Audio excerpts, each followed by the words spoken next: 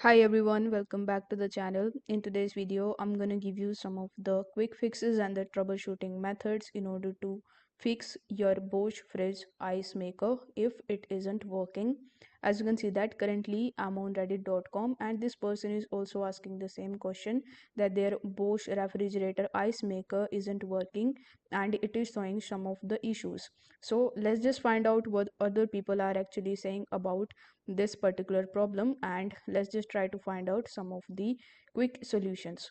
So this person has updated some of the solutions, so you just have to simply follow these one by one.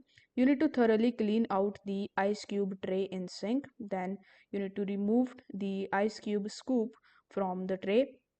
Push hidden recessed button to the right of the green LED light on the ice maker with the toothpick or paper clip. Press gently until you feel and hear a click.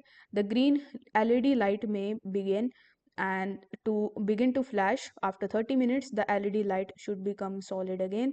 So if the ice maker does not start making ice after a while, you need to push the reset button again. I think the ice maker periodically crashes and that's why it needs to be reset. So basically they showed you the methods to reset it and they have also given bunch of different solutions, so you can just come to this post and you can try these troubleshooting methods in order to fix your Bosch ice maker.